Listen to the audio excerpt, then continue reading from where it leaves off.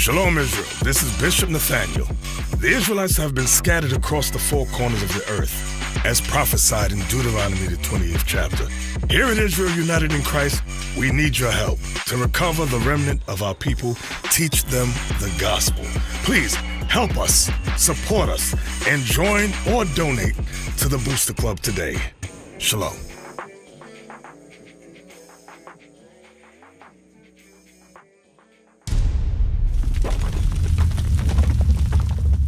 So now, let's go from there. Give me Jeremiah 31.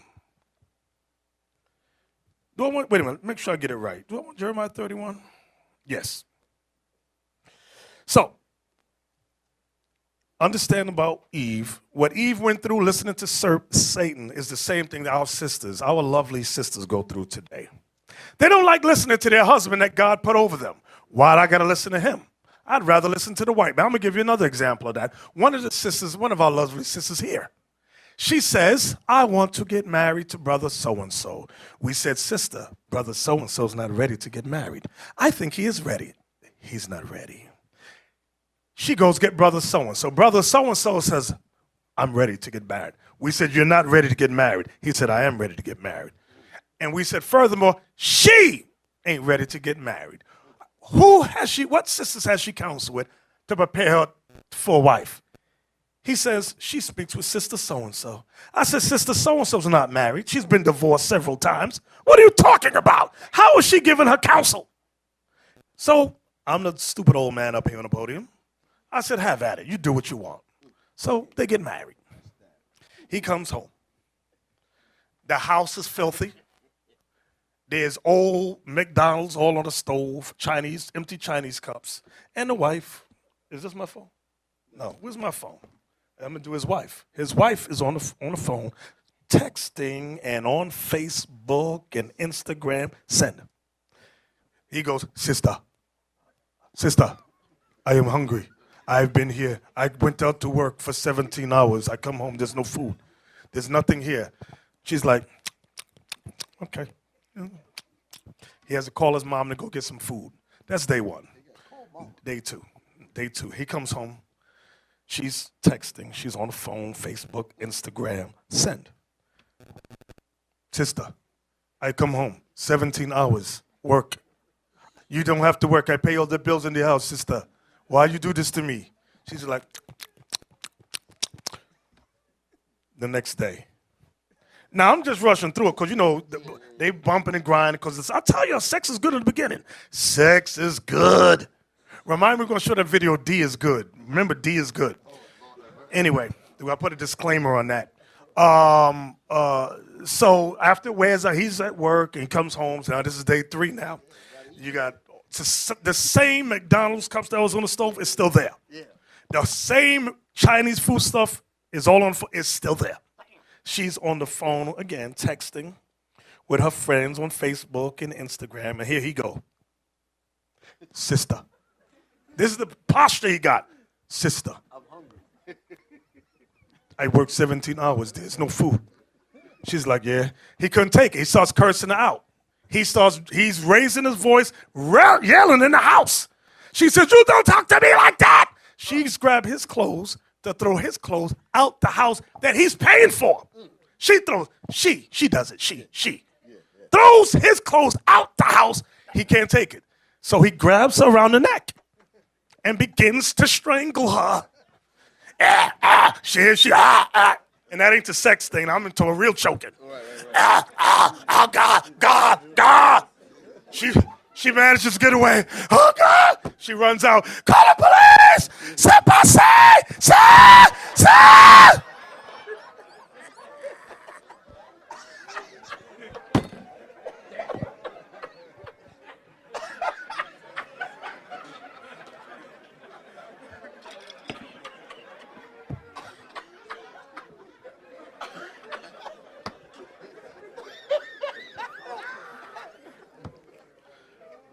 So now the cops are there. The brother ends. She says, I call my God on you. I call my God on you. The white man come and locks a nigga up. The nigga's in jail. This is happy wedding day. This is his honeymoon. Honeymoon. In jail. With big niggas looking at you. You scared to go to the bathroom because the toilet is in the middle of a huddle of Negroes. The toilet is public. It's public. In It's jail, no it ain't no private toilet. It's public. You can't when you sit down, everybody looking at you. Yeah. You can't knock on the bar and say, listen, I need to go to the bathroom. They look at you like, nigga, it's right there. No, that brother right there didn't have a chance to ask for the bathroom. He toileted in these boxes. That's right. When the cops came, all you heard was, you know, some of y'all get scared like that. You see that white man come with the gun, you just let it go. Anyway. But we didn't know what we were talking about when we said he's not ready to be married and neither is she. She ain't ready. Nobody listens to us. Yeah, Bishop, you the same way we were sitting down, we call that brother. You tell him, hey, brother, leave that sister alone. He's not. She's not ready yet. You're not ready yet. You just came in from some drama. You're not ready yet. He know what you saying. He gonna call Bishop Kanai all the way in Austin. Yeah. Then I said, brother, what's wrong with you? Why would you call Bishop Kanai? Bishop Kanai don't know nothing about you. Exactly. He just come here. Yeah. I said. He said, nah. Bishop Kanai think he's. I said, Bishop Kanai don't know. We know. I'm telling you, it's not okay. Exactly. And he go on, break every laws. Now he's in jail. And let me tell you something, brothers, anytime your wife or the sisters, like we'll pretty much know them, or if I don't know a sister, I could ask somebody here about her. So what she will do to get around that, she'll call another state where Bishop Kanai is or one of the captains who don't know her and give her a dramatic sorry behind story to get the brother, oh, is that what happened? Then when he call us, nah, that whole lying right there. That ain't what happened. We know her. This is what she did. They're like, oh, shoot, that's why she called me. So when y'all people call me, they know I might not know. And they give me this melodramatic story, sad, cry me a river story. And I'm thinking, she's the devil because she know I don't know what's going on with her. That's why she called. We are already ahead of the game. We already know. When we get those out-of-state calls, we say, this is a wicked Negro. Mm-hmm. We already know. So where are you calling from, sister? Where are you calling from, brother? So-and-so, okay, thank you. I'll call you back. Right. Call them. Why is this woman calling me up all the way over here? There you go. That's it. So now, sisters, just like Eve wanted to be equal to her man. She listened to the white man, the devil. So it's the same thought today. Satan is telling the sisters that she can be her own person. She can be a feminist. She can be an individual. She can be independent. Yep. But what the devil does not tell you, remember when she says, God says we're going to die if we did. And Satan lies and said, you shall not surely die. So now the woman today says, well, is it my role to be married? He's saying, no, you don't have to be married. You can be independent. You can be a feminist. Do your own thing. You don't need no man. You can do bad all by yourself. But now what the Satan doesn't tell her is that life, that independent feminist life leads to loneliness. It leads to separation and or divorce. It can lead to lesbianism. Because it's natural in every man and woman to want what? Companionship. So that's what it leads to. But Satan don't tell a woman that. Yeah, same thing happened with that relationship you just mentioned. Sister ain't working, their brother paying the rent. Then you going to get the brother locked in jail. How the hell you going to pay your rent? There you go. Satan did not tell her that. And then get a order of protection, a restraining order. You can't be with her within 75 feet. And these are newlyweds. If he gets near, if he makes a phone call, if he sends her a text message, he can go back to jail. If he pays the bill, he's in trouble because he can't even get close enough to pay the bill. Because that's how I would say it.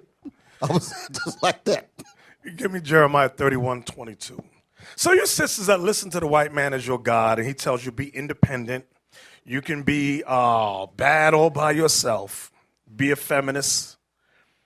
You're going to live a life of separation, divorce, loneliness, and lesbianism. Read that. Jeremiah chapter 31, verse 22. How long wilt thou go about, O thou backsliding daughter? Oh, backsliding daughter. You have many of you sisters that come in. You say, I love the Lord. I love Jesus. But the second you raise your voice at her and say, don't do A, B, or C, now she's angry at you. Go ahead. For the Lord hath created a new thing in the earth. A woman shall compass a man. And it always shocked me about these black feminists who say the man is no good. And let me tell you, sisters that listen to that, but its statistics show you there are more college educated women than there are black. Do you understand what I'm saying? There's more women, black women, college educated with good jobs than are black and Latin men. Do anybody know what I'm talking about? Yes, they say black men, more males are incarcerated and or homosexual, sell drugs. Whereas with the female, the black Latin female, she has more education. She has more going for her. So when I hear a black feminist talk about, oh, you men try to hold us down. Hello, I just got out of jail. What do you mean I'm trying to hold you down? I need a place to live. What do you mean I'm trying to hold you down? You know, they take on the white woman's problems, a lot of them. Not all of them, but some of them. What do white women say? Yeah, those are my problems too. It's an old tactic that Satan has devised, divide them and conquer them. What does he do? Pit the woman against the man. Let me ask y'all a question. Did the women come on a separate slave ship from us? They came on the same damn ship. We were shackled to each other in slavery. We're going to be, sister, in case you didn't know it, we was in bondage together. We're going to be delivered together. It ain't no, oh, I'm going to do my feminist thing and I'm going to get free first. No, that's not happening. It ain't happening. That's not Bible, sis. That's not Bible. Okay. Now, watch this. Read it again. Jeremiah chapter 31 and verse 22. How long wilt thou go about, O thou backsliding daughter? For the Lord hath created a new thing in the earth. A woman shall compass a man. A woman shall compass a man. You know what it says? Backsliding. Here you got the truth right here. To backslide, you ever see Michael Jackson do the moonwalk and you going back? That's what God is saying about the woman. Because when it says a woman shall compass a man, she's not living a life like Esther, who did what with her power? What did Esther do with her power? She helped her nation. That's not what they're doing. With all the college education, with all the kudos in society, they're not doing It's me. Narcissist. I'm a woman. I'm going to do myself. To hell with the rest of my people. That's her American Negro mindset. That's how it is. Now watch. Give me Isaiah 3 and 12. These are popular scriptures. We've gone over these many, many times.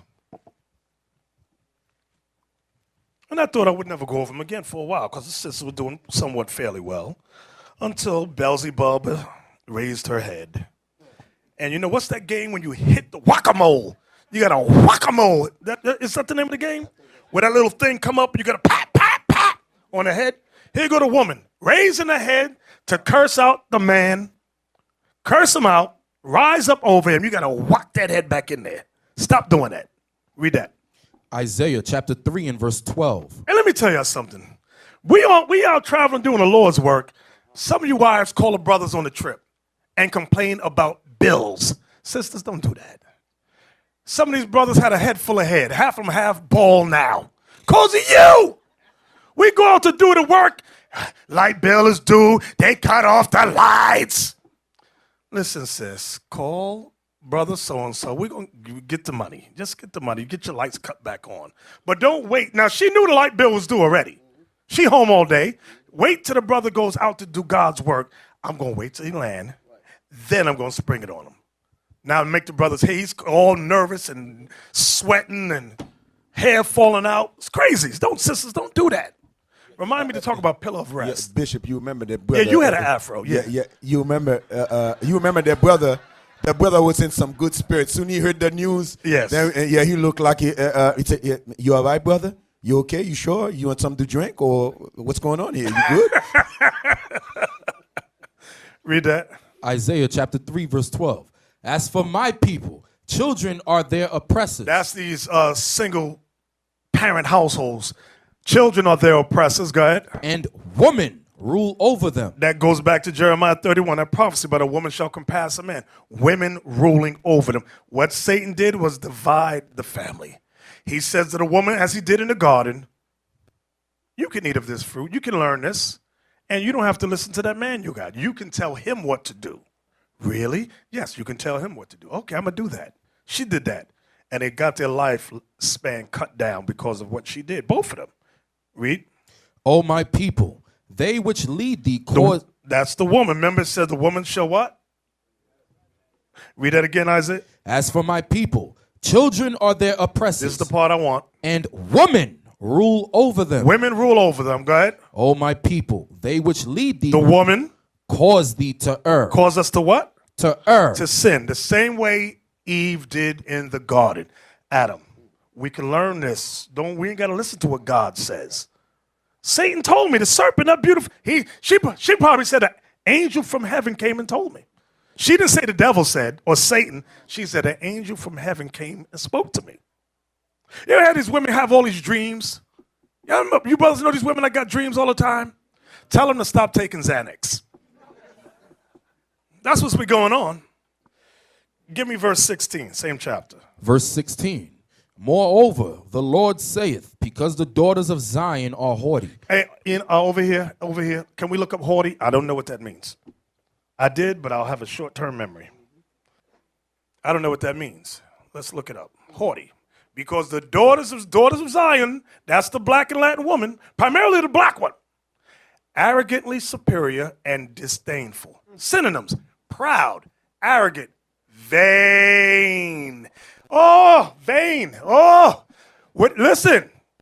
In Liberia, let me tell you, there's hair weaves, but not a lot. You could see who got money and who don't.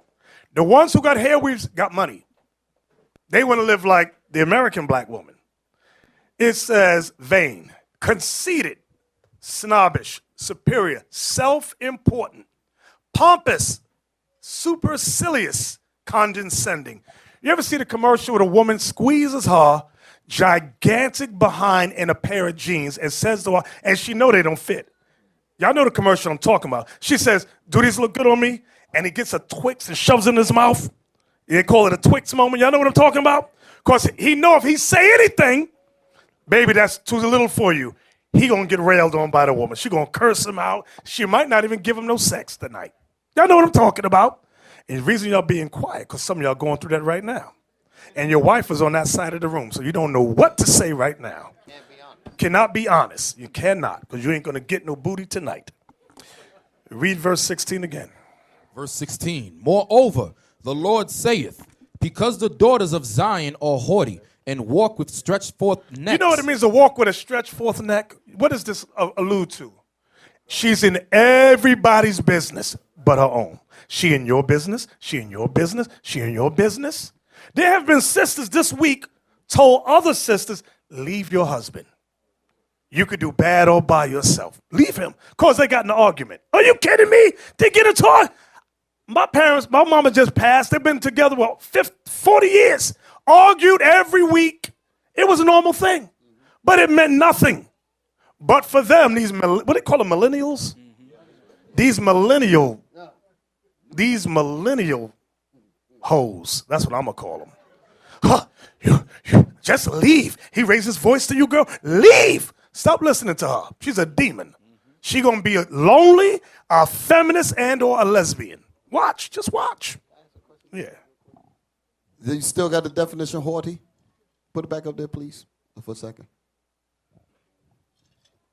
When I look at words like this, I always think in two senses whenever I look at particular words that pertain to the spirit in which we carry.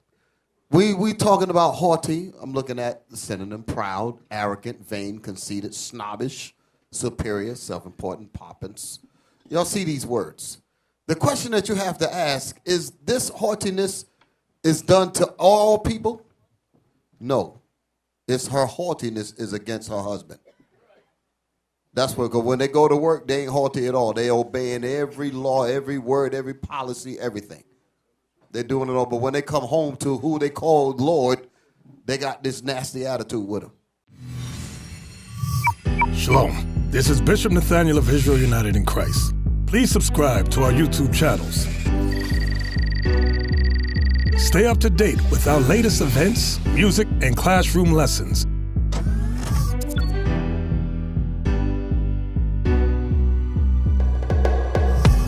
IUIC plans to continue visiting different countries where this gospel has not been preached before. IUIC needs your help in pushing this truth.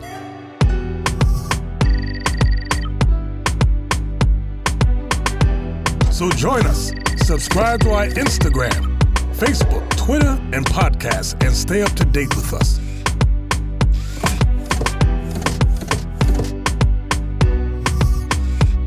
For more information, please visit www.israelunite.org.